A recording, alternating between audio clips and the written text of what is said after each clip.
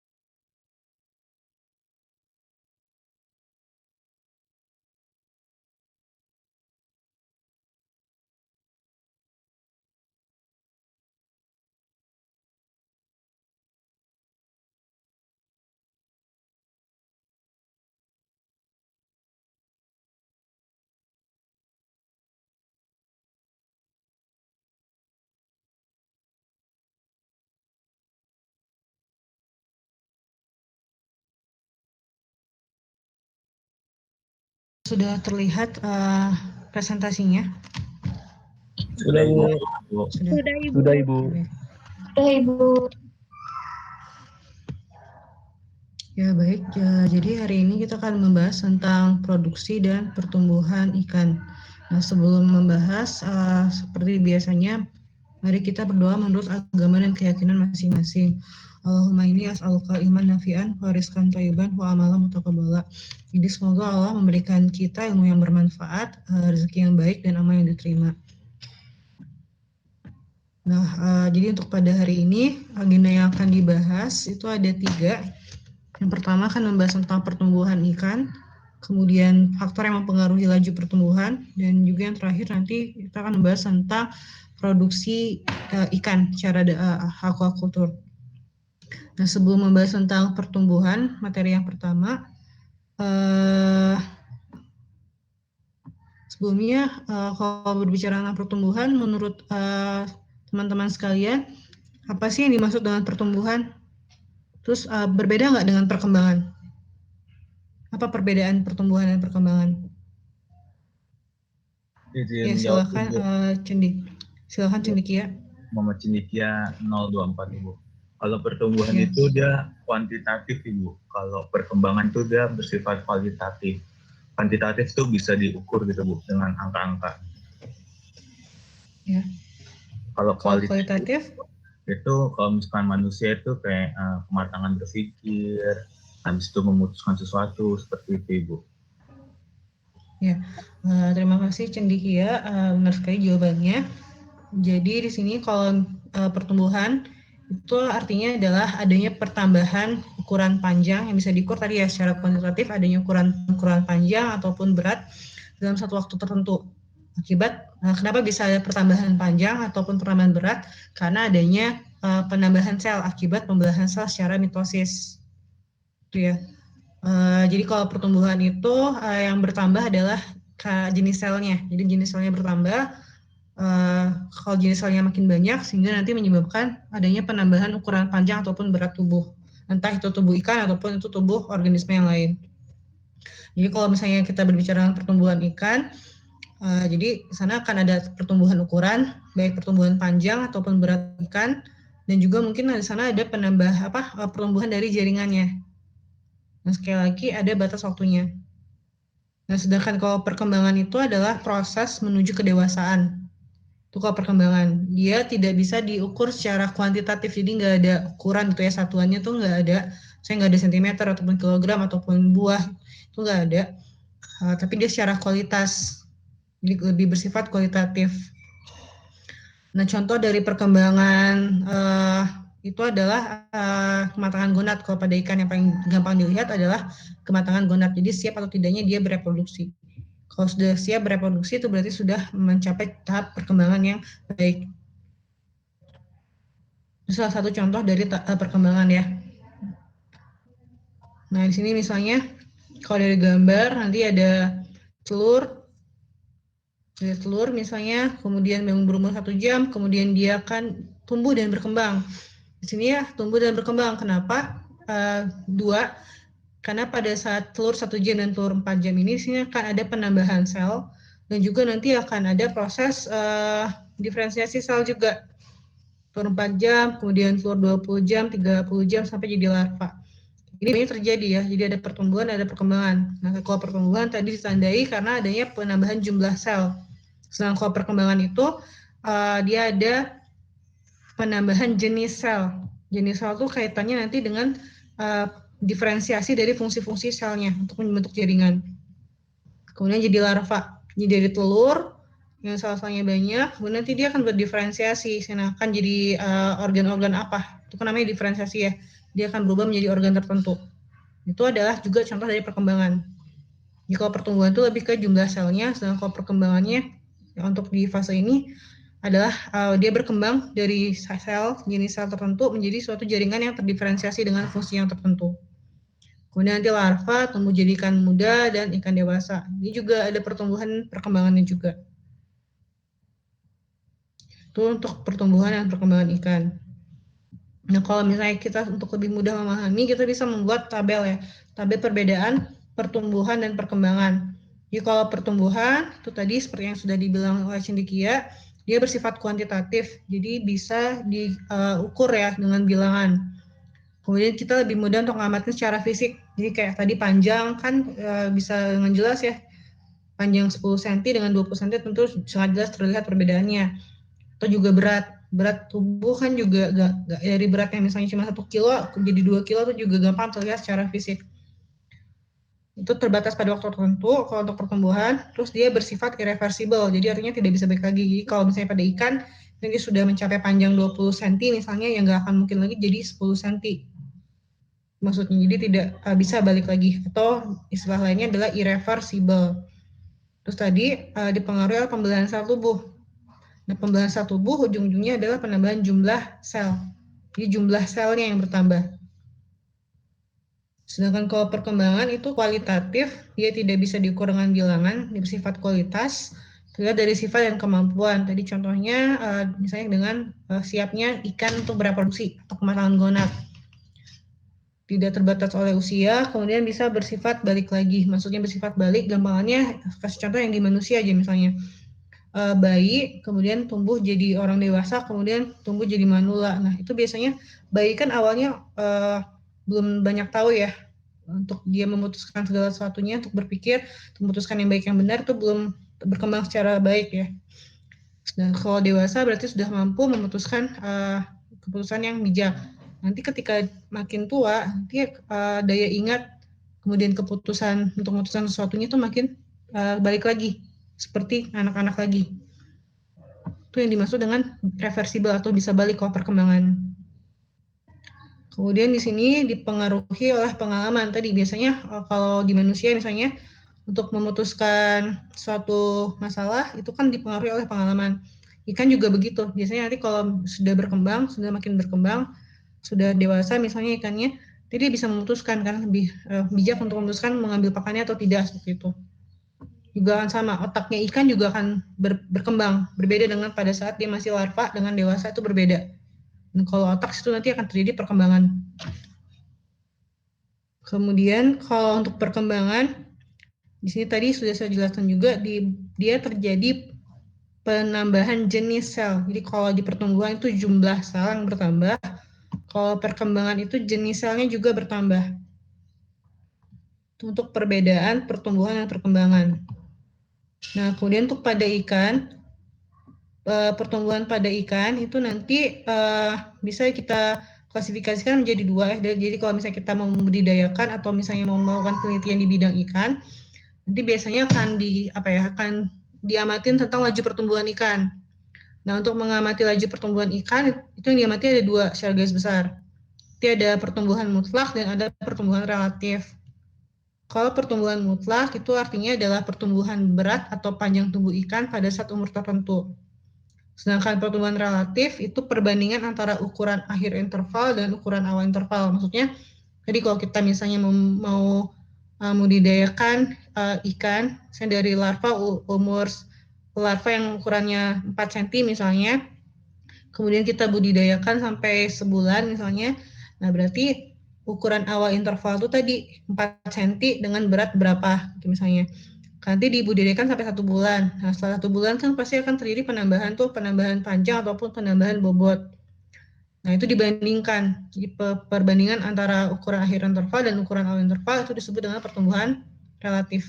Jadi ada perbandingannya. Kalau yang di atas itu hanya selisih.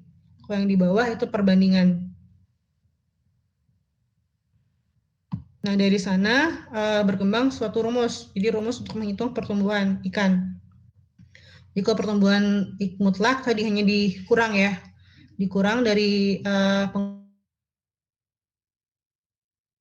pengurangan dari berat akhir pengamatan misalnya 3 bulan, kita hitung beratnya berapa, dikurang dengan berat awal. Jadi berat awal saat kita memasukkan ikan ke kolam misalnya, itu disebut dengan pertumbuhan mutlak. Nah, sedangkan kalau pertumbuhan relatif, ya tadi WT dikurang WO dibagi WO.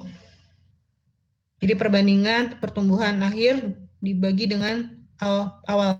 Berat awalnya dikali 100%. Jadi kalau pertumbuhan relatif itu bentuknya adalah persentase. Nah, kalau laju pertumbuhan itu adalah pertumbuhan mutlak dibagi waktu pengamatannya. Jadi kalau misalnya tadi 3 bulan ya berarti sini bagi 120 hari misalnya. Nah, kalau laju pertumbuhan relatif ya tadi pertumbuhan relatif dibagi satuan waktunya kali 100%. Nah, kalau laju pertumbuhan spesifik itu integral berat akhir dikurang integral berat awal dibagi waktu pengamatan dikali 100%. Itu untuk rumus pertumbuhan.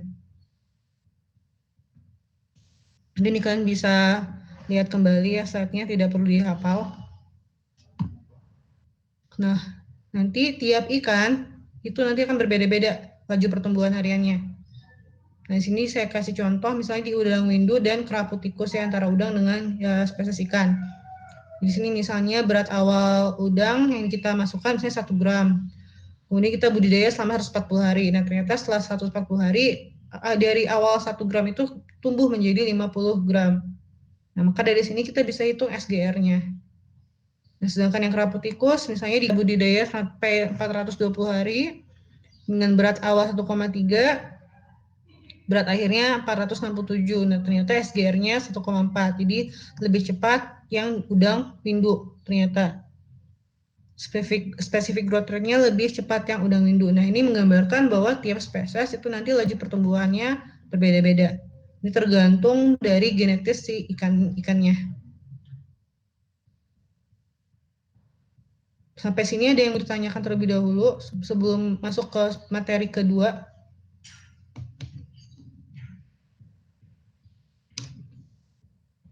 Kalau belum ada, kita lanjut ke materi kedua. Materi kedua, kita akan membahas tentang faktor-faktor pertumbuhan ikan. Jadi yang mempengaruhi laju pertumbuhan ikan itu apa saja sih? Nah, yang mempengaruhi laju pertumbuhan ikan itu ada 3 secara garis besar. Nanti ada faktor lingkungan, faktor pakan, dan faktor dari internal ikannya. Nah, faktor internal ikan itu nanti ada umur, jenis kelamin, spesies itu berarti meliputi genetiknya ya. Spesies itu meliputi genetiknya. Kemudian ada lingkungan, ada kondisi perairan. Kondisi perairan itu misalnya seperti suhu, pH, salinitas, alkalinitas, kandungan amonia, kandungan oksigen, dan sebagainya. Ini ada banyak. Kemudian juga musim mempengaruhi dan penanganan pembudidayanya.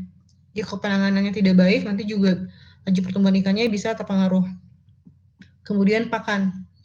Nah, pakan ini biasanya sangat mempengaruhi laju pertumbuhan ikan dan juga mempengaruhi proses produksi karena 50-60% biaya untuk budidaya itu habis karena pakan 50-60%, sehingga memang diperlukan penelitian-penelitian untuk mencari pakan-pakan alternatif yang bisa menekan biaya produksi budidaya.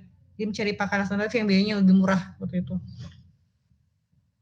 Tapi tetap bernutrisi buat ikannya, jadi laju pertumbuhannya juga tetap baik walaupun harganya murah. Nah, kita bahas dari yang pertama yaitu dari faktor internal ikan. Nah, faktor internal ikan sini ada spesies. Nah, tadi kalau spesies yang berbeda itu pasti nanti genetiknya juga berbeda. Terus yang kedua, spesies yang berbeda nanti pola aktivitasnya juga bisa berbeda. Misalnya contohnya ikan rainbow trout itu dia lebih aktif dibandingkan ikan lele. Nah, karena aktivitasnya berbeda, otomatis kan energi yang dibutuhkan oleh ikan itu juga berbeda. Energi yang dibutuhkan oleh ikan berbeda, nanti asupan, pakan, dan lingkungan-lingkungan, faktor-faktor lingkungan yang lain itu juga nanti akan berbeda. Nah, sehingga nanti laju pertumbuhannya juga akan berbeda. Kemudian faktor yang berikutnya ada jenis kelamin. Jenis kelamin antara jantan dan betina itu juga bisa menyebabkan laju pertumbuhannya berbeda. Nah, jadi kalau di ikan spesies tertentu bisa jadi ada ikan betina yang pertumbuhannya lebih cepat dibandingkan yang jantan. Pada spesies yang lain bisa jadi kebalikannya. Nah, untuk umur ikan juga mempengaruhi. Jadi biasanya laju pertumbuhan itu menurun seiring dengan umur ya. Jadi bertambahnya umur, makin tua ikannya, maka laju pertumbuhannya makin menurun ya. Sama lah kayak manusia kan juga gitu ya. Manusia itu pada umur pas bayi, kemudian sampai remaja itu pertumbuhannya cepat. Nanti kalau sudah dewasa akan lambat. Ikan juga seperti itu. Jadi semakin tua ikannya, semakin bertambah umurnya, semakin turun laju pertumbuhannya. Dan umur ini nanti mempengaruhi kebutuhan energi pada ikan. Sebetulnya juga yang dua, ini juga nanti larinya ke kebutuhan energi sih ya.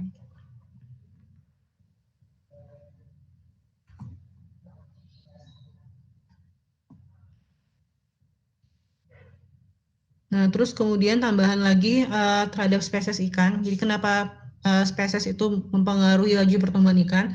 Karena nanti ada beberapa jenis ikan tertentu, misalnya seperti udang, kepiting ataupun lobster, itu kan punya karapaks ya, punya cangkang. Nah, dia itu akan ada proses molting. Nah, kalau pas proses molting itu pasti membutuhkan energi. Nah, sehingga kalau misalnya energi yang ada itu dipakai buat molting bukan buat pertumbuhan. Jadi lebih banyak buat moltingnya gitu dibandingkan pertumbuhannya. Nanti setelah molting selesai, baru energi yang ada dipakai buat pertumbuhan dan aktivitas yang lainnya. Ya, jadi lebih banyak. Jadi bukan berarti pas molting nggak ada aktivitas yang lain, tapi energinya itu lebih banyak dipakai buat molting dibandingkan buat pertumbuhan. Kemudian, nah kalau misalnya kita berbicara tentang pertumbuhan dari stok sumber daya ikan, ini maksud pertumbuhan stok sumber daya ikan itu bukan hanya tadi penambahan panjang ataupun bobot ikan, tapi kita berbicara tentang penambahan jumlah ikannya. Itu kalau skupnya adalah stok sumber daya ikan. Nah, kemudian faktor yang berikutnya, tadi kan sudah ya faktor yang pertama tadi adalah faktor internal ikan yang terdiri dari ada jenis kelamin, kemudian jenis spesiesnya karena berhubungan dengan genetis, kemudian umur ikan ya. Tuh. Nah, kemudian ada faktor lingkungan. Nah, faktor lingkungan tuh nanti ada suhu, ada oksigen, ada alkalinitas, salinitas, dan kadar amoniak. Dia ada banyak kalau di lingkungan. Dan itu saya juga hanya menyebutkan beberapa. Nah, jadi kalau untuk yang suhu, pada umumnya laju pertumbuhan itu meningkat seiring dengan meningkatnya suhu. Namun tidak boleh juga terlalu tinggi. Jadi kalau terlalu tinggi biasanya nanti kaitannya ke enzim. Enzimnya akan rusak kalau suhunya terlalu tinggi. Nah, kalau enzimnya rusak, nanti enzim itu kan dibutuhkan dalam proses metabolisme. Contoh metabolisme itu kan respirasi yang tujuan utamanya adalah menghasilkan energi. Jadi kalau suhunya tinggi, enzimnya rusak nanti metabolismenya juga terhambat. Metabolisme terhambat, contohnya tadi respirasi. Kalau respirasinya terhambat, maka energi yang dihasilkan juga kurang. energi yang dihasilkan kurang, maka laju pertumbuhannya akan kurang. Itu kalau suhunya terlalu tinggi. Maka suhunya harus pas, tidak boleh terlalu tinggi, tidak boleh juga terlalu rendah. Kalau terlalu rendah, enzimnya nggak aktif.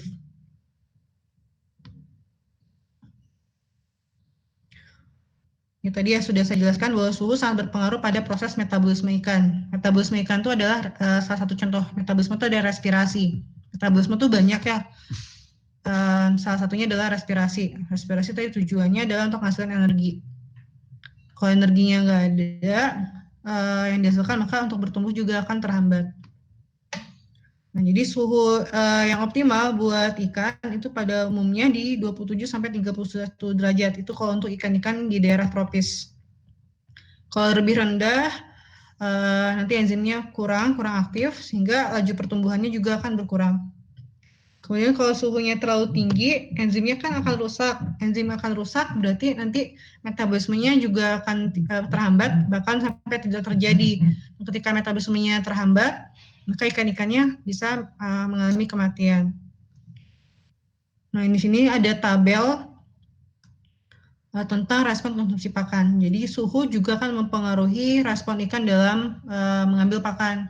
Jadi kalau sudah mendekati 0, suhunya 0 derajat, ini kalau untuk ikan daerah tropis ya. Kalau nanti ikan di daerah kutub kan beda lagi. Di daerah yang dingin tuh beda lagi. Tapi kan di daerah tropis, kalau misalnya suhu airnya mendekati 0 derajat, ini nanti ikannya bisa mengalami kondisi kritis. Kalau misalnya 8 sampai 10 derajat, ikannya sudah tidak lagi merespon pakan. Nah, kalau tidak merespon pakan, berarti dia untuk asupan respirasi, bahan makanan untuk dibakar sebagai proses respirasinya akan terganggu kan, berarti nggak akan ada asupan. Nah, nanti lama-lama juga laju pertumbuhannya akan menurun. Kalau 15 derajat Celcius, respon terhadap pakannya akan berkurang, tapi masih merespon, jadi masih makan ikannya, tapi cuma sedikit. Nah, kalau 22 derajat, rata-rata 50%. Jadi si ikan itu 50% merespon pakan. Jadi misalnya contohnya aja lah, misalnya kita memberikan 100 pelet gitu. Nah, mungkin hanya 50 pelet yang akan diambil. Kalau di 22 derajat. Nah, di 28 sampai 30 di kisaran ini kurang lebih ya. Ini kan karena saya mengambil sumber yang berbeda. Jadi kalau yang sumber lain ini 27 sampai 31 derajat. Nah, sumber dari Tucker dan Hargreaves ini 28 sampai 30. Jadi sekitaran ini itu dia ikannya merespon pakan dengan optimum.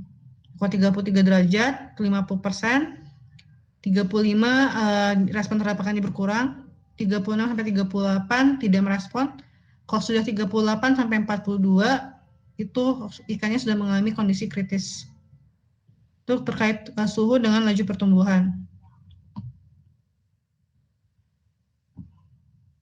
Kemudian oksigen. Nah, oksigen sama ya, kaitannya tadi ke metabolisme juga. Jadi sebetulnya semuanya bermuara ke metabolisme. Jadi kalau kita bertumbuh itu kan pasti butuh energi. Nah, energi itu kan dihasilkan dari proses metabolisme atau respirasi. Nah, respirasi itu kan ada dua ya, respirasi yang membutuhkan oksigen dan respirasi yang tidak membutuhkan oksigen. Nah, respirasi yang membutuhkan oksigen disebut aerob, yang tidak membutuhkan oksigen anaerob. Nah, pada umumnya ikan itu melakukan respirasi secara aerob. Sebagian besar akan melakukan respirasi secara aerob. Nah, kalau misalnya oksigennya kurang, maka dia tidak bisa atau proses respirasinya akan terganggu. Sehingga kalau proses respirasinya akan terganggu, maka energi yang dihasilkan juga akan terganggu, akan berkurang. Kalau energi yang dihasilkan berkurang, maka laju pertumbuhannya juga akan berkurang. Karena tadi energi dipakai buat melakukan pertumbuhan ataupun aktivitas yang lain. Nah, jadi di sini laju konsentrasi oksigen itu nanti bisa mengubah laju pertumbuhan.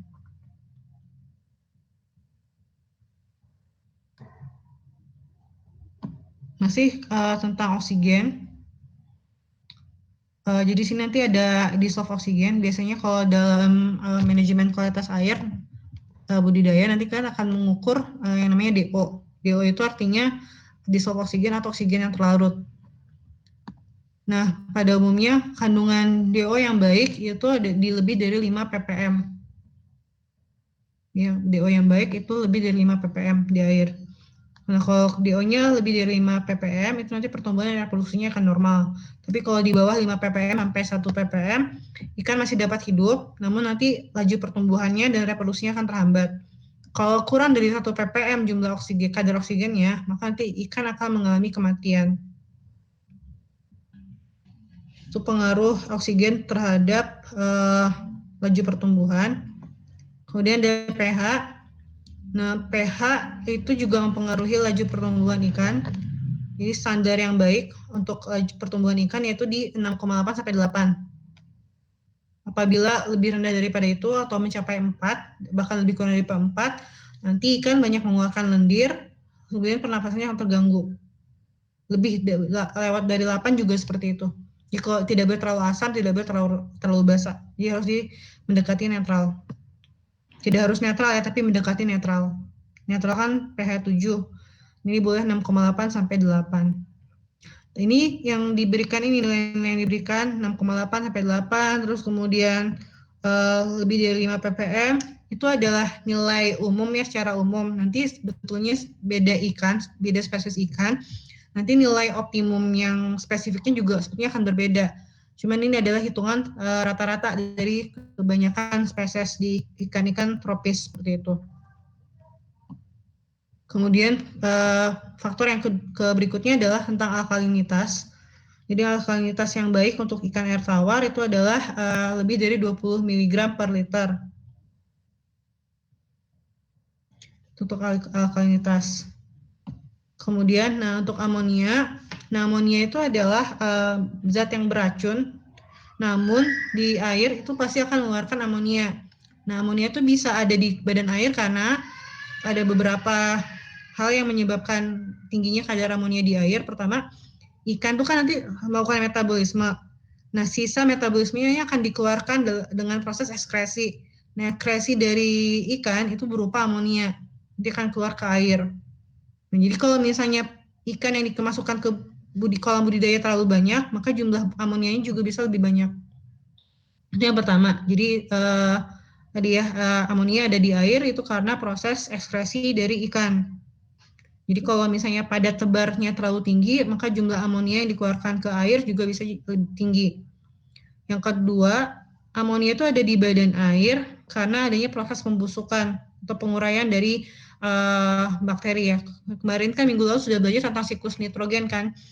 Nah, jadi misalnya kalau ikannya mati, misalnya di kolam mati, kemudian tidak kita ambil, maka kan ikan nanti akan dibusukkan oleh bakteri-bakteri yang ada di kolam. Nah, hasil pembusukannya itu berupa amonia. Terus kemudian yang ketiga, kenapa amonia bisa ada di badan air, itu juga dari pakan. Jadi kalau misalnya pakan buatannya terlalu banyak, sehingga banyak sisa, jadi nggak diambil semua sama si ikannya, berarti kan ada sisa. Nah, sisanya itu bisa menjadi sumber banyaknya amonia di kolam atau di wadah budidaya.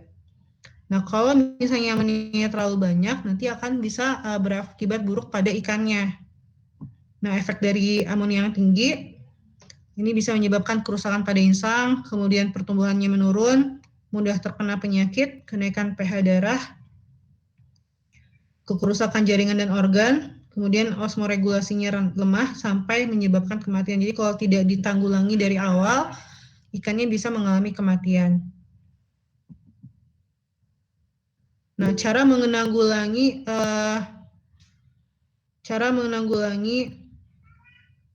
amonia, banyaknya amonia di air, yang pertama yaitu dengan rutin mengganti air. Terus kemudian mengurangi jumlah pakan. Jadi jumlah yang pakan yang dikasih itu ya sebisa mungkin efisien. Jadi tidak terlalu kurang, tapi juga tidak terlalu berlebihan. Jadi efisien itu ininya.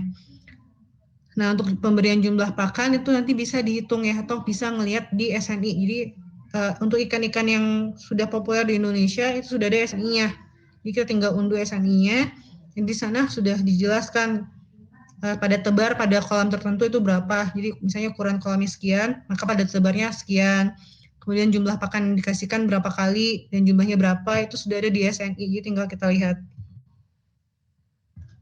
Jadi jangan keluar dari SNI tersebut karena SNI itu biasanya sudah dibuatnya sudah sesuai dengan sudah sesuai dengan perhitungan masak gitu ya, baru dikeluarkan oleh SNI. Karena SNI tidak sembarangan dikeluarkan, tapi sudah melalui analisis tertentu.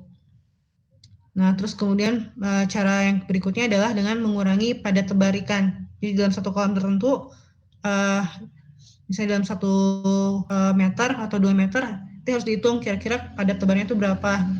Nah, ini juga beda ikan, beda jenis ikan, nanti padat tebarnya juga berbeda-beda.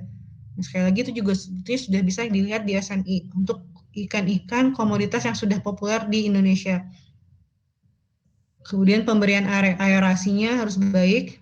Pemberian aerasi ini kaitannya tadi dengan kandungan oksigen yang terlarut di badan air. Terus kemudian menurunkan pH kolam. Nah, kalau menurunkan pH kolam, sekali lagi patokannya jangan lebih rendah daripada 6 atau yang lebih rendah daripada 6. Karena kalau lebih rendah daripada 6 juga nanti bisa menyebabkan kematian pada ikan. Jadi turunkan tapi jangan sampai lebih rendah daripada 6. Kemudian salinitas, ini tadi ya salinitas yang baik tergantung tadi ikannya ikan apa. Itu kalau ikan air tawar ya disesuaikan dengan salinitas air tawar. Kalau dia ikan air payau ya salinitas di air payau, dan air laut ya sesuai dengan salinitas air laut. Ini harus diukur gitu ya. Jadi supaya tidak melebihi, tidak lewat dari kondisi yang seharusnya. Alat untuk mengukur salinitas itu disebut dengan refraktometer. Sedangkan tadi kalau untuk oksigen itu juga ada alatnya namanya DO-meter.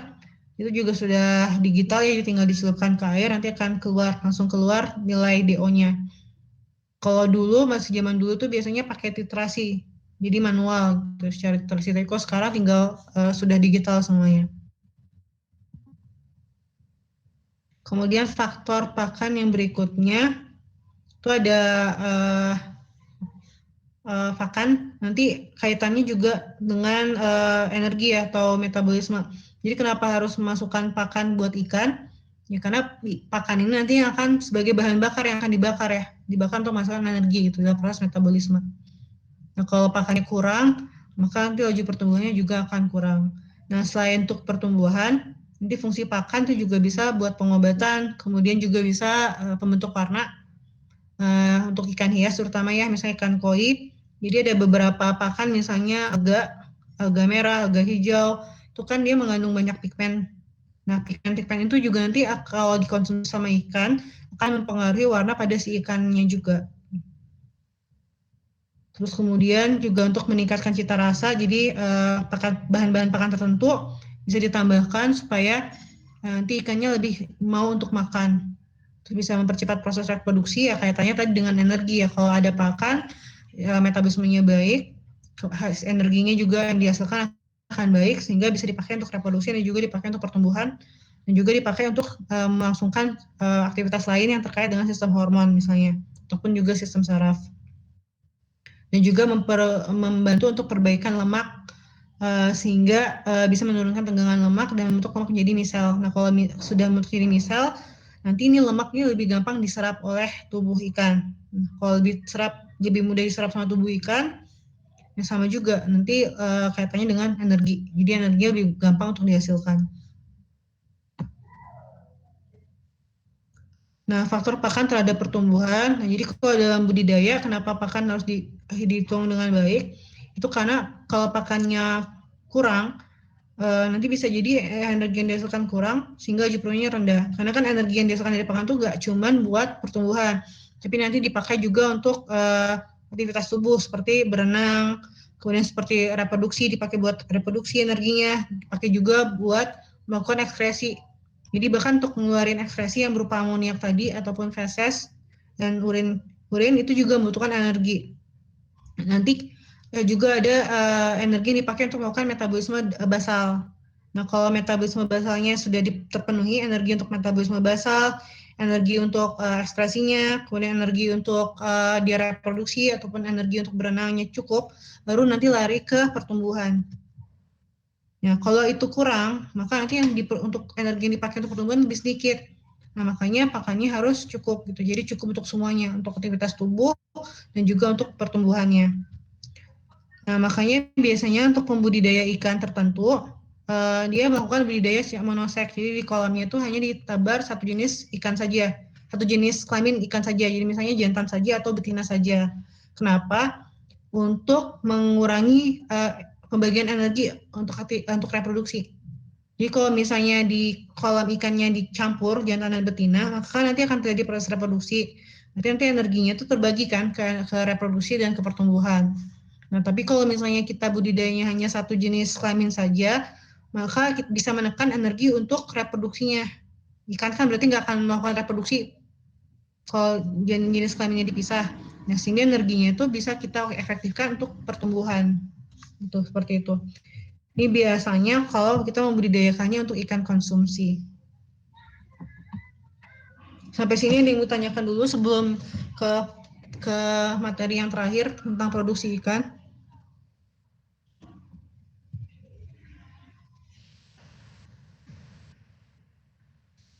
Silakan Maharani. Baik, terima kasih Bu. Mohon izin sebelumnya.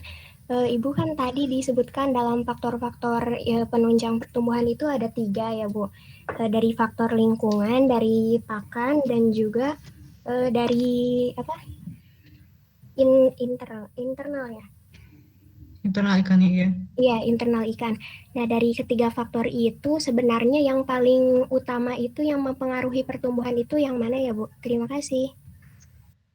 Tidak bisa dibilang paling utama ya, karena itu semua saling berpengaruh. Jadi misalnya spesies ikannya unggul, misalnya dia unggul gitu ya, tapi nggak ada pakan, juga nggak akan baik pertumbuhannya. Atau misalnya dia unggul, terus kemudian pakannya cukup, tapi lingkungannya bermasalah, juga akan bermasalah di pertumbuhannya. Jadi ketiga-tiganya harus ada, harus optimal tiga-tiganya. Seperti itu. Oh iya, baik Bu, terima kasih. Ya. Ada lagi yang ingin ditanyakan sebelum kita membahas tentang produksi?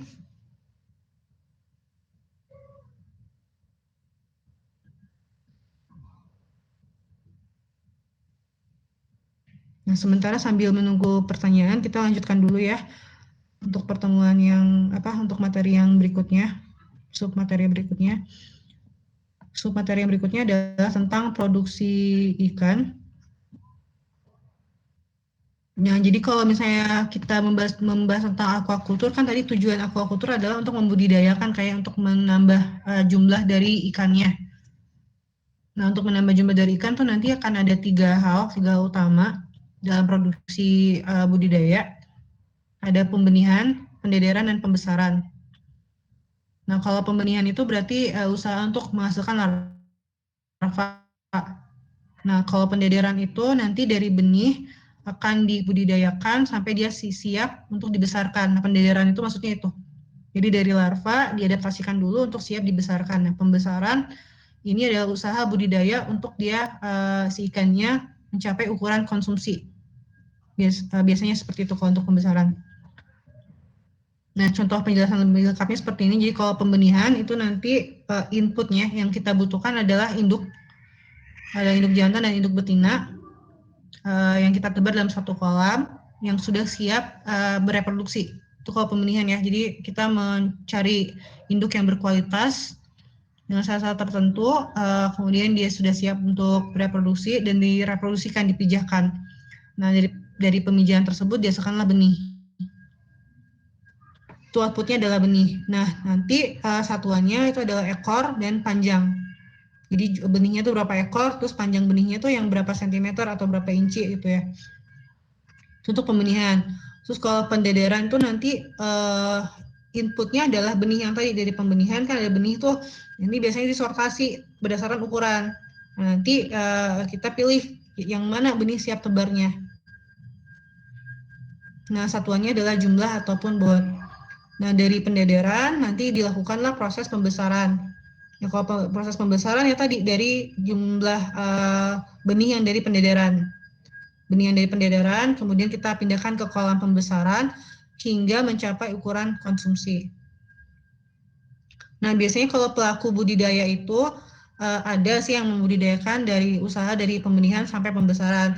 Ada juga yang hanya pembenihan saja, jadi dia menjual tuh memang menjual larvanya saja atau benihnya saja. Jadi dia hanya menyiapkan kolam untuk pemijahan dan kolam pembesaran induk, kemudian kolam pemijahan, kemudian sortasi benihnya, kemudian dia jual. Ada yang seperti itu. ada juga yang nanti pembesaran. Jadi memang usahanya hanya pembesaran saja. Jadi kalau orang yang membudidayakan hanya pembesaran saja, nanti dia akan memberi larva atau benih dari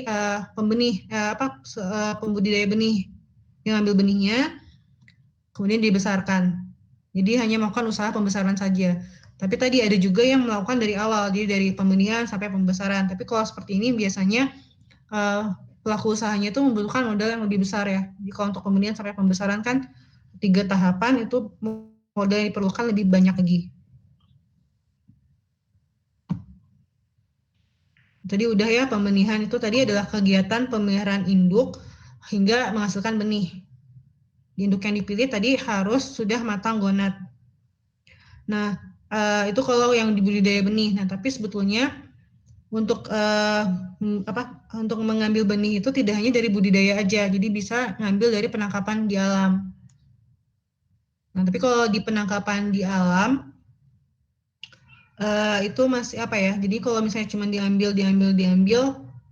takutnya malahan habis kan stok di alamnya. Jadi memang harus dibudidayakan. Jadi memang diambil jantan dan betina yang dewasa yang siap yang matang gonad, kemudian dipijahkan. Nah, pemijahan sendiri itu juga bisa secara buatan atau bisa secara alami di alam. Nah, biasanya kalau penangkapan benih di alam itu dilakukan kalau misalnya ikan-ikannya memang sulit untuk dibudidayakan seperti sidat, kerang-kerangan, atau kepiting bakau. Tapi kalau untuk ikan-ikan yang sudah sudah dibudidayakan, biasanya dilakukan pemijahan. Jadi induk jantan ambil, kemudian induk betina diambil, dipelihara sampai dia siap untuk mengeluarkan benih atau siap untuk bereproduksi. Nanti ada indikator bahwa usaha pembenihan itu berhasil. Nah, indikatornya seperti ini. Jadi nanti akan ada proses pemeliharaan induk seperti yang saya bilang tadi ya. Pemeliharaan induk itu berarti kita memilih induk jantan yang baik dan induk betina yang baik yang sudah matang gonad. Nah, tujuannya memang memelihara induk itu untuk melakukan reproduksi. Jadi si induk itu dipelihara bukan buat konsumsi, bukan untuk pertumbuhan, tapi memang dipelihara untuk dia melakukan reproduksi. Jadi tujuannya untuk reproduksi saja. Nah, nanti dia akan menghasilkan benih, akan menghasilkan telur. Dan telur yang nanti akan menetas jadi larva ya. Nah, ini nanti tolak ukurnya adalah fekunditas. Jadi kalau pemeliharaan induk, nanti outputnya itu adalah induk matang gonad. Nanti dilihat dari fekunditasnya. Kemudian kalau pemijahan induk, jadi setelah dipelihara, kemudian akan dilakukan proses pemijahan. Pemijahan itu berarti ya tadi ya mengeluarkan telur-telurnya. Jadi hasil outputnya adalah telur. Kemudian nanti ada penetasan telur. Penetasan telur itu berarti di penetasan telur. Nah, biasanya kalau misalnya si induk sudah menghasilkan telur, ini tidak semuanya akan menetas. Biasanya akan berkurang. Misalnya kalau ada 1000 telur, bisa jadi hanya 900 telur yang menetas atau 800 telur yang menetas. Kalau dia makin baik, makin mendekati jadi hampir semuanya menetas, itu berarti indikator keberhasilan pembenihannya makin baik. Tapi biasanya tidak sampai 100%. Pasti akan ada berkurang, entah itu 1 atau 2 atau lebih dari itu. Kemudian setelah penetasan telur, nanti akan ada pemeliharaan larva. Nah, biasanya di pemeliharaan larva ini juga tidak semuanya akan hidup, jadi biasanya akan ada yang mati juga. Nah, sehingga indikator keberhasilan pembenihan ikan itu kalau jumlah yang kelangsungan hidupnya atau survival rate-nya baik 90% atau mendekati 100%. Itu berarti berhasil. Tapi kalau misalnya hanya 30% yang hidup, ya berarti itu tidak baik ya usaha pembenihannya. Dari pemeliharaan larva yang tadi sudah hidup, kemudian kan dilakukan pendederan. Dari proses pendederan ini juga nanti biasanya akan ada juga tuh yang akan mati, jadi belum tentu selamat semuanya, belum tentu bertahan semuanya. Nah, kemudian ada pendederan lanjutan yang benih siap untuk dibesarkan atau siap dijual gitu ya. Ini juga biasanya tidak 100%, jadi dari sudah pendederan benih tidak untuk yang masuk ke pendederan lanjutan tuh belum tentu 100%. Biasanya akan ada yang berkurang juga. Tapi semakin dia mendekat 100% berarti semakin baik. Itu untuk yang proses pembenihan. Nah, kemudian setelah pembenihan ada pendederan, kemudian pembesaran. Nah, untuk yang prinsip produksi pembesaran, Jadi kalau untuk yang pembesaran itu biasanya adalah usaha yang memang untuk ikan konsumsi. Nanti ada beberapa juga kayak budidaya ikan hias itu tujuannya bukan untuk konsumsi, bukan untuk pembesaran, tapi biasanya untuk hanya jumlahnya aja. Jadi sampai benih, sampai ukuran dewasa, tapi bukan untuk yang ukuran konsumsi kayak gitu. Jadi kalau yang untuk ini produksi pembesaran ini memang sudah ada targetnya. Jadi permintaan pasar itu kalau misalnya ikan lele, permintaan pasar tuh dia ingin ikan lele yang ukurannya berapa, nah, itu ada targetnya. Tapi kalau ikan hias nggak ada di situnya ya. Ikan hias biasanya jumlah targetnya, ke jumlah ikannya berapa. Karena kan yang dijual adalah jumlah ikannya. Kalau untuk yang konsumsi biasanya selain jumlah juga di kilogramnya, jadi bobotnya. Jadi tujuan untuk ikan konsumsi yaitu ya, jadi untuk pembesaran ikan konsumsi itu nanti diarahkan pada bobotnya. Nah, kesuksesan usaha pembesaran nanti diukur dari harganya dan nanti bergantung dari padat penebaran, kemudian laju pertumbuhan, laju kematiannya, jadi berapa yang bertahan hidup, dan lama pemeliharaan. Ini mempengaruhi nanti ke pakan ya, lama pemeliharaan kan nanti berkaitan dengan pakan. Kalau pemeliharaannya makin lama, maka jumlah pakan yang dibutuhkan makin banyak juga. Nanti kalau makin banyak pakannya, maka kebutuhan untuk kos biaya produksinya kan juga akan semakin besar. Itu kan mempengaruhi harga nanti. Nah, tapi kan juga ada beberapa ikan yang nggak mungkin dijual terlalu mahal misalnya. Jadi itu harus dihitung supaya tetap untung misalnya ya. Yang mempengaruhinya ini semua, padat penebaran, pertumbuhan, laju popularitas, dan pemeliharaan. Nah kalau misalnya banyak yang mati, berarti nanti juga ya akan mengalami kerugian si pembudidayanya.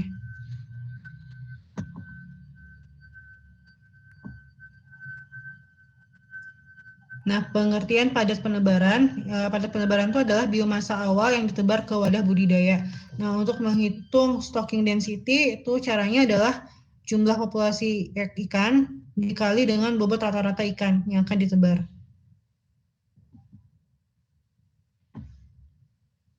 Nah, faktor yang mempengaruhi padat penebaran ikan itu nanti ada di jenis ikan, tingkat teknologi, dan sistem aquaculture. Jadi maksudnya kalau misalnya ekstensif, semi-intensif, dan intensif itu nanti akan ada syarat padat penebaran yang baiknya berapa, itu berbeda-beda. Nanti pakai kolam air tenang, tambak kolam air deras, itu juga nanti jumlah padat tebaran juga akan berbeda. Spesies ikan tertentu juga nanti padat tebarnya juga akan berbeda. Nah sebetulnya ini untuk aturan padat penebaran seperti yang saya bilang tadi, itu sudah ada di SNI sebetulnya. Nah ini contoh padat penebaran pada beberapa spesies budidaya, misalnya ikan mas, per hektarnya, itu bisa ditebar sebanyak 4.000 sampai 5.000 ekor dengan bobot 100 sampai 500 gram ikan. Ini akan mendapat pertumbuhan rata-rata sebanyak 5 gram per hari. Nah, kalau ikan nila itu per hektarnya yang baiknya adalah 3.000 ekor per hektar. Ikan nila jantan itu 2.000, mulet 1.000 dan ikan mas yang silver itu 500 sampai 1.500. Nah, jadi di sini aja kita bisa ngelihat dari tabel ini kita bisa ngelihat bahwa ikan tertentu spesies ikan yang berbeda maka padat penebaran juga akan berbeda. Syarat bobot tubuhnya yang ditebar juga berbeda.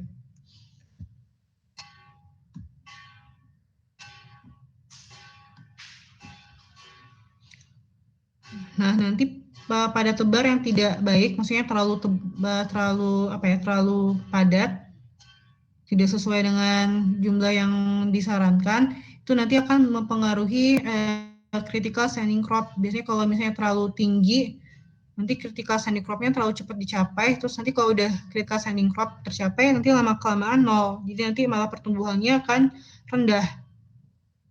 Jadi setelah CSC tuh biasanya nanti pertumbuhan biomasanya jadi nol.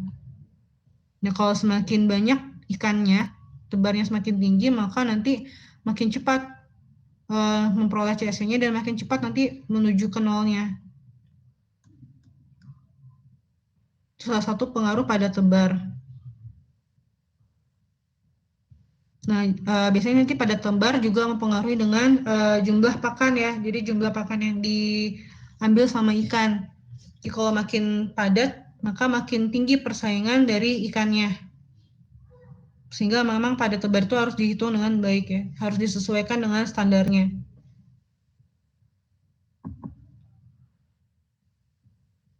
Nah, yang terakhir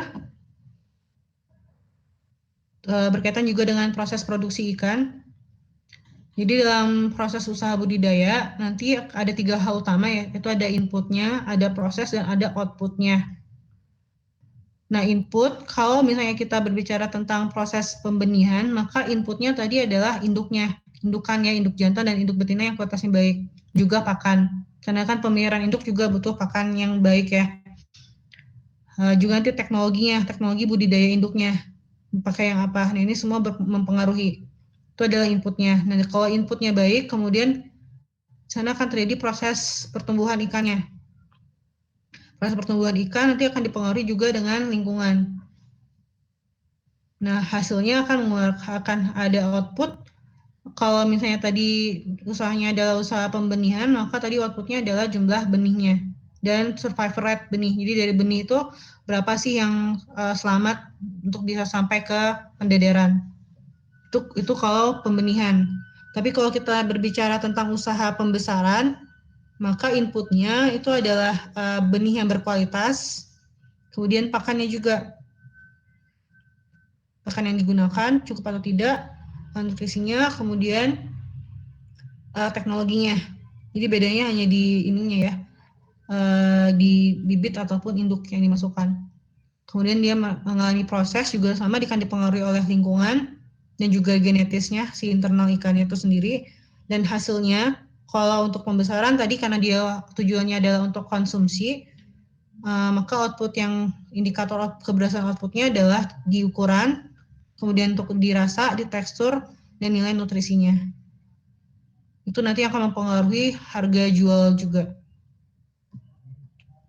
Nah, jadi faktor yang menentukan keberhasilan usaha budidaya tadi ada proses produksi.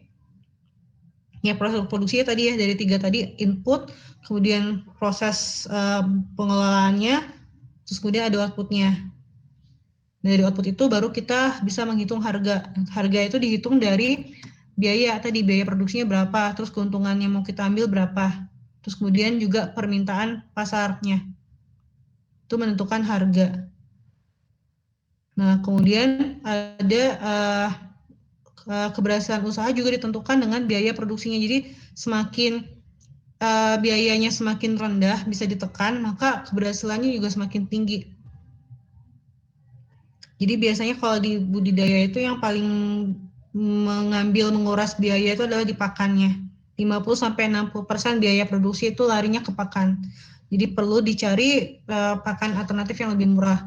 Terus yang kedua nanti lari di pemasaran juga. Jadi kalau misalnya ikannya sudah berkualitas tapi kita nggak pandai untuk memasarkan, ya ikannya nanti juga tidak akan terjual juga. Sudah terjual ya berarti ya usaha budidayanya juga tidak bisa dibilang berhasil. Jadi produknya harus berkualitas, kemudian ada pasarnya, ada yang mengambil sehingga memperoleh keuntungan. Nah, kemudian untuk usaha budidaya itu tidak hanya sebatas produk ikan saja yang dijual gitu ya, tapi juga bisa nanti pengolahannya. Jadi produk sudah diolah, jadi nggak cuma ikan, yang apa ya maksudnya, nggak cuma ikan bentukan ikan doang, tapi sudah diolah misalnya jadi nugget atau jadi otak-otak misalnya. Nah, itu juga bisa menambah keuntungan dari usaha budidaya. Itu mungkin materi untuk hari ini. Ada yang ingin ditanyakan?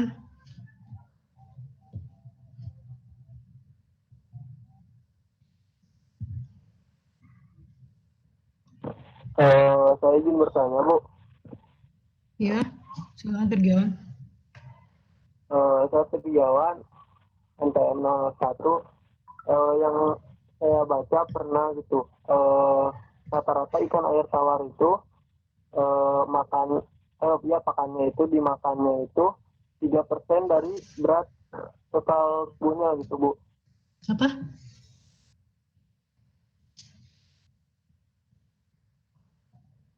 Apa tadi? Makan apa tadi? Firgawan, bisa diulang?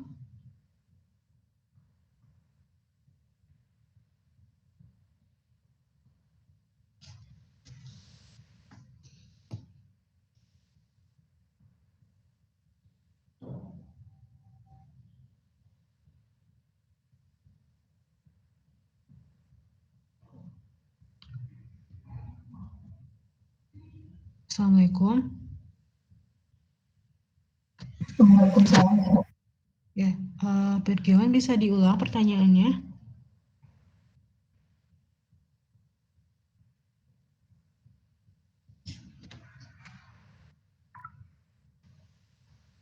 Sinyal Ibu mungkin Ibu. Ada gangguan ya? Iya mungkin Ibu. Ya. Yang lain mungkin?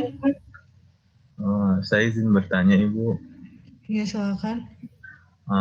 Kalau biovlog itu gimana ya Bu sistemnya itu Bu? Jadi kita lebih memanfaatin ke vlog-vlognya atau gimana ya Bu? Karena saya baca juga itu katanya pakan yang diberiin itu jadi lebih sedikit, habis itu ikan yang pakai biovlog itu juga jadi lebih besar dan usia untuk mencapai ke ukuran tertentunya itu lebih cepat dibanding kolam biasa itu. Seperti itu Ibu. Ya, kalau untuk biovlog memang lebih baik ya, itu nanti akan dibahas lebih lengkap di rekayasa aquaculture untuk biovlog dan sistem lain-lainnya. Kalau yang sistem sirkulasi nanti akan dibahas di semester ini atau kuliah ini, tapi setelah UTS. Jadi sistem sirkulasi, biovlog itu sistem-sistem perkembangan untuk rekayasa aquaculture yang bisa meningkatkan jumlah budidaya lebih banyak. Biasanya sudah pakai itu nanti Pak Iskandar sih ya, yang sudah melakukan penelitian tentang itu. Baik Ibu, tapi emang bener ya Bu, kalau biovlog itu masih jarang digunain ya Bu. Habis itu kenapa Bu jarang digunain? Gimana? Biovlog apa tadi? Biovlog itu yang saya baca itu katanya masih jarang digunakan gitu Bu katanya. Habis itu kenapa jarang digunakan gitu? Lebih mahal ya. Dia kan biovlog itu kan adalah kumpulan berbagai organisme ya, dibuat jadi gumpalan. Nah, itu untuk memproses itu membutuhkan biaya. Nah, jadi kalau untuk pembudidaya, walaupun itu bagus, jadi biovlog itu bisa meningkatkan hasil budidaya, tapi karena biayanya mahal dan belum semua terampil untuk menggunakan itu, jadi banyak pembudidaya yang belum memakai itu. Tapi sebetulnya itu sedang dikembangkan untuk biovlog itu. Karena memang hasilnya biasanya lebih banyak. Yang saya tahu sih seperti itu. Oh, baik Ibu. Tapi nanti kita akan pelajarin lebih lanjut ya Bu tentang biovlog Ibu ya. Biovlog itu setahu saya akan dibahas di rekayasa aquaculture sih. Tapi bukan saya yang pengampunya kalau rekayasa aquaculture. Kalau nggak salah Bu Fitri sama Pak Iskandar. Ya, baik Ibu, siap Ibu. Ya. Terima kasih banyak Ibu.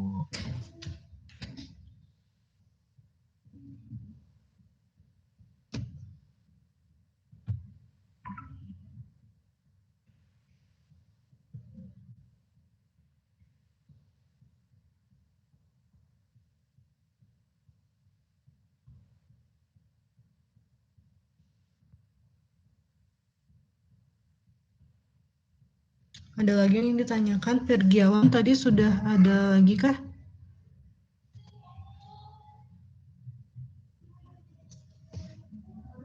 Mungkin kalau sambil menunggu Pergiawan, seperti biasanya, saya biasanya nanya jawab tentang kesimpulan ya yang didapat hari ini ya. Mungkin ada yang bisa menyimpulkan tadi bedanya pertumbuhan dan perkembangan. Setelah tadi kan sudah dijawab sama cendekiawan ya untuk pertumbuhan dan perkembangan. Nah, sebelum saya jelaskan, setelah saya jelaskan, bisa ada yang bantu menyimpulkannya kembali?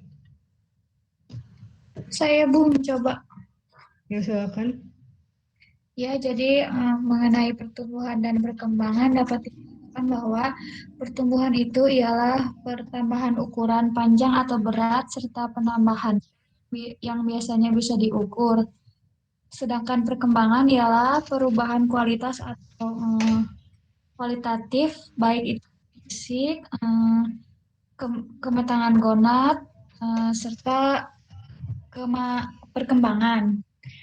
Perbedaan pertumbuhan dan perkembangan diantaranya untuk pertumbuhan itu bersifat kualitatif, terlihat secara fisik, memiliki batas usia, tidak bisa balik ke semula atau irreversibel, serta dipengaruhi oleh pembelahan sel. Sedangkan perkembangan yang pertama bersifat kualitatif, yaitu kualitas yang terlihat dari sifat dan kemampuan, dan tidak bisa terbatas usia. Kita bisa kembali lagi ke semula dan dapat dipengaruhi oleh pengalaman. Seperti itu, Bu. Terima kasih. Ya, tadi yang pertumbuhan kuantitas ya, kuantitatif. Kalau nggak salah dibilangnya kualitas ya, kualitatif tadi. Jadi yang pertumbuhan kuantitatif. Ya, Bu, maaf. Ya, ya. Terus kemudian mungkin ada yang bisa menyimpulkan kembali tentang tadi tentang pertumbuhan ikan itu ada dua secara garis besar ada dua pertumbuhan ikan yang diukur apa saja? Saya Bu izin menjawab, Bu. Silakan, Afnaf. Ada dua. Yang pertama itu ada mutlak, yaitu berat atau panjang ikan pada saat umur tertentu. Itu dihitungnya itu berdasarkan selisihnya. Yang kedua itu ada relatif, yaitu antara ukuran akhir interval dengan awal interval. Bersifat Perbandingan relatif. ya. Perbandingan ya. Iya. Ya, terima kasih Afnaf. Sama-sama. Kemudian juga tadi kita sudah membahas tentang faktor-faktor yang mempengaruhi laju pertumbuhan pada ikan. Tadi ada 3 secara garis besar. Apa saja?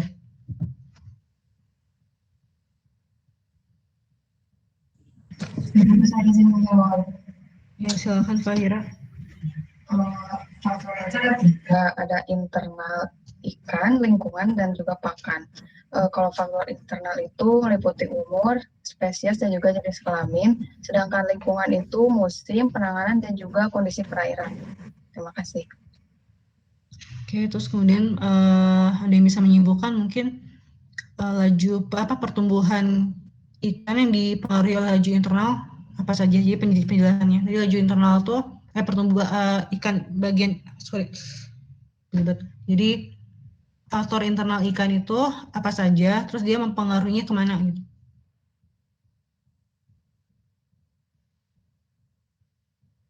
Tadi kan ada 3 ya, ada umur, kemudian ada jenis kelamin, ada spesies. Nah itu pengaruhnya ke laju pertumbuhan seperti apa?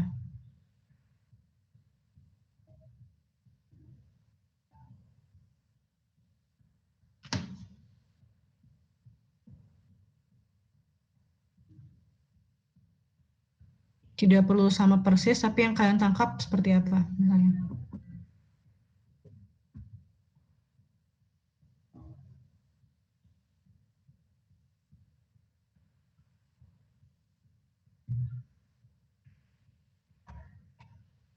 Ainun Ulfa ada? Ada Ibu. Ya, kalau menurut Ainun seperti apa tadi? Pengaruh ini deh, pengaruh jenis kelamin. Pengaruh jenis Pengaruh jenis kelamin. terhadap Iya, Bu. pertumbuhan. Tadi laju pertumbuhannya kalau beda jenis kelamin bagaimana? Oh iya kan setiap ikannya itu jantan sama betina itu pertumbuhannya itu kan berbeda, Bu. Ya berbedanya karena apa? Tadi saya kalau Karena nggak salah nyebutin ada disebutin juga deh karena apanya. Karena ada perbedaan pola aktivitas antara jantan dan betina ya. Kemudian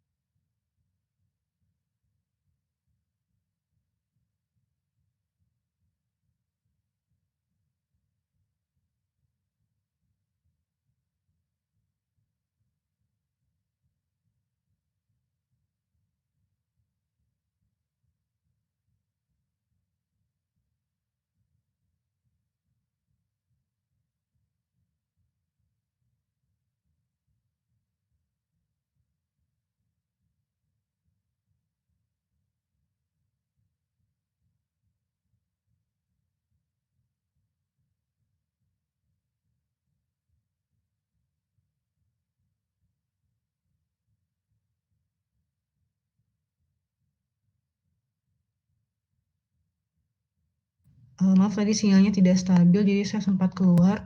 Jadi tadi siapa ya tadi yang saya panggil? Yulvina bukan?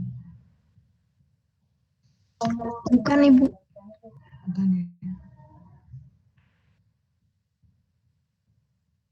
Ya nggak apa deh, Yulvina ada? Ada Ibu. Ya, mungkin kalau Yulvina bisa menjelaskan ulang tentang tadi kalau misalnya di spesies yang berbeda itu kenapa sih bisa berbeda laju pertumbuhannya? Tadi menurut saya tangkap spesies bisa di pertumbuhan ikan itu karena berbeda spesies, berbeda pula aktivitas dan asupan makanannya, Bu. Jadi itu bisa mempengaruhi pertumbuhan si ikannya. Ya, tambahannya mungkin tadi karena di faktor genetisnya juga ya. Ya, terima kasih Yulvina. Terus kemudian untuk pakan, pengaruhnya pakan ke laju pertumbuhan itu seperti apa ya? Ada yang mau menjawab mungkin? Pengaruh pakan terhadap laju pertumbuhan. Sebenarnya intinya pakan tuh dibutuhkan untuk apa sih? Kenapa dia bisa mempengaruhi laju pertumbuhan?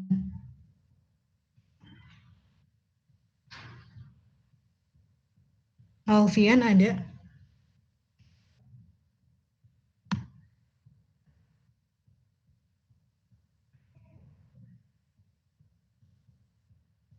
Nggak ada ya? Tia Jauhar ada? Ada Ibu. Silakan mungkin kalau menurut Tia seperti apa? Pengaruh pakan sebenarnya dibutuhkan untuk apa sih? Kenapa dia bisa mempengaruhi laju pertumbuhan?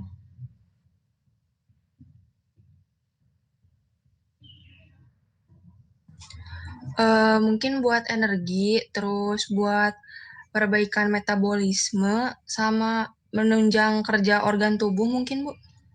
Ya, jadi tujuan itu juga benar semuanya, tapi yang intinya tadi adalah di energi ya. Jadi pakan itu nanti kaitannya sama asupan bahan bakar ya, asupan yang bahan-bahan yang bisa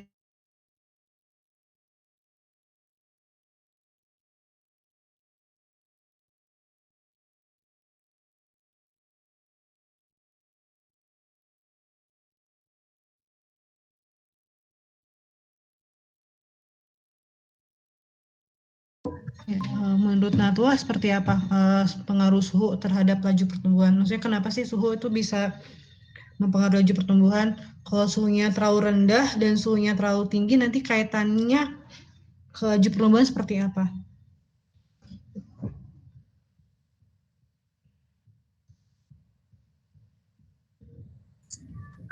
Mungkin kalau suhunya terlalu rendah nanti enzimnya tidak aktif, jadi nanti metabolismenya bakalan berhenti. Ya, kemudian kalau terlalu tinggi, kalau terlalu tinggi nanti enzimnya kalau emang bekerja dia nggak akan maksimal. Jadi ini ya kalau terlalu tinggi enzimnya bisa rusak. Jadi sebetulnya baik suhu terlalu rendah ataupun suhu terlalu tinggi itu tidak langsung serta-merta menjadi tidak bekerja metabolismenya. Metabolisme tetap ada, namun jadi terhambat kayak tadi karena enzimnya tidak aktif kalau terlalu rendah, dan kalau terlalu tinggi itu bisa rusak enzimnya. Mungkin yang terakhir, tadi dalam proses produksi budidaya itu ada 3 hal utama yang dilakukan para pembudidaya, ada 3 tahapan utama. 3 tahapan utama itu apa saja ya? Bisa menjawab, Bu. Silakan. Nurul. Yang pertama pembenihan, yang kedua pendederan, yang ketiga pembesaran, Bu. Ya, terus kemudian kalau pembenihan itu sebetulnya inputnya apa, terus kemudian outputnya apa? Kalau pembenihan itu inputnya induk yang matang gonat ya, induk yang matang gonat menghasilkan telur. Kemudian kalau yang pendederan itu dari benih yang berumur 2-3 hari sampai ukuran pembesaran. Kalau pembesaran sendiri itu dari ukuran pendederan sampai ukuran konsumsi, Bu. Kalau pendederan tadi nggak sampai pembesaran, jadi maksudnya dia siap untuk dibesarkan. Ya. Nanti Ya, siap Bu. dibesarkan, nanti baru pindah ke proses pembesaran. Terus kemudian satu lagi deh, sebentar.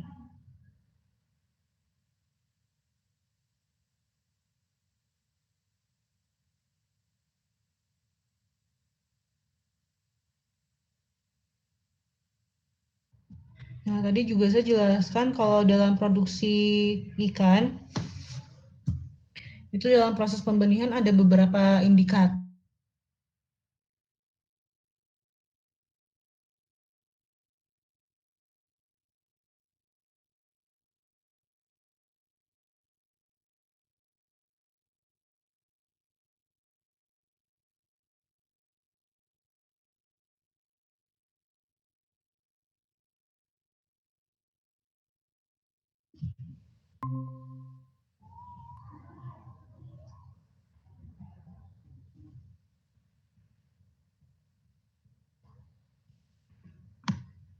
Cendekia masih ada? Muhammad Cendekia masih ada? Iya Bu, hadir Ibu. Ada. Ya, kalau menurut Cendekia indikator kehasilan dari pembenihan itu apa saja? Tidak perlu semuanya, saya kan ada banyak soalnya ya. Misalnya dari ini deh, kalau pemeliharaan ada pemeliharaan induk itu nanti tolak ukurnya apa? Kemudian kalau untuk pas pemijahan itu nanti tolak ukurnya apa? Indikatornya apa?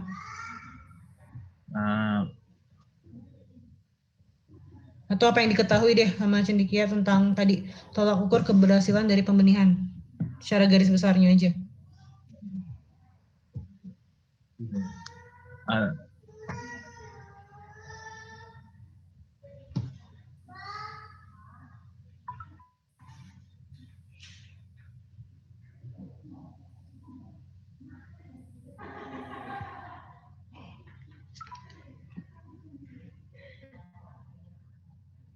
Ini ya, left the meeting sinyalnya mungkin. Ada yang bisa menggantikan mungkin, menjelaskan?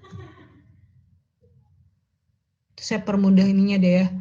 Misalnya tadi kalau penetasan telur,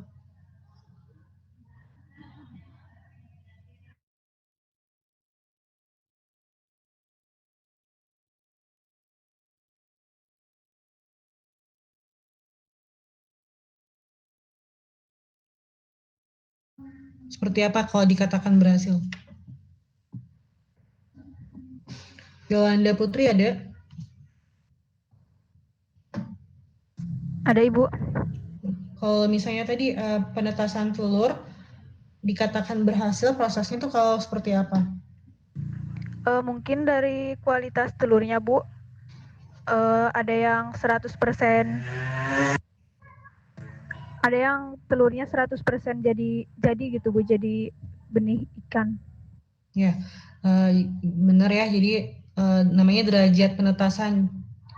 Jadi telur yang dihasilkan oleh induk semakin mendekati 100%, maka semakin berhasil berarti proses penetasannya. Karena tidak semua telur yang dihasilkan bisa menetas jadi benih atau larva. Terima kasih Yolanda. Mungkin itu saja ya materinya. Ada yang mau ditanyakan sebelum ditutup? Nah, minggu depan itu kan UTS. Nanti UTS-nya dalam bentuk pilihan ganda. Pilihan ganda melalui Google Form. Jadi nanti saya akan post link Google Form di Google Classroom. Jumat kalian tuh Jumat jam berapa ya? Jam 10 ya? Jam setengah 10 ya kelasnya? Iya Ibu. Iya Ibu. Iya Bu, setengah 10 Bu. Jadi mungkin 5 menit sebelum jam setengah 10 atau mungkin juga dari hari sebelumnya saya sudah share linknya, namun baru bisa dibuka 5 menit sebelum jam setengah 10. Kemungkinan besar maksimal 50 soal pilihan ganda dan waktu pengerjaannya 1 jam kalau 50 soal. Kalau misalnya hanya sedikit ya nanti saya sesuaikan lagi jamnya. materinya dari pertemuan pertama sampai pertemuan hari ini, kecuali yang Bu Fitri ya. Kalau yang materinya Bu Fitri itu nanti buat UAS diujikannya. Jadi berarti hanya 5 materi ya. Ya, hanya 5 materi. Jadi ya dari saya hanya 5 materi untuk di UTS kan. Kemungkinan besar 50 soal. Ada yang mau ditanyakan mungkin untuk mekanisme UTS? Tidak ada, Ibu. Nah, untuk soal-soalnya, untuk tipe-tipe soalnya seperti yang saya tanya jawab seperti ini. Jadi kemungkinan besar tidak melenceng dari itu ya. Tipe-tipe soalnya seperti itu. Baik, Ibu. Baik, Bu. Baik, kalau tidak ada lagi yang ditanyakan, kelas hari ini kita akhiri sampai sini. Kalau ada salah-salah kata, mohon maaf. Assalamualaikum warahmatullahi wabarakatuh. Waalaikumsalam. Bu, maaf untuk absen, Bu. Sudah saya buka di ini. Oh Di iya. siat, tinggal di absen.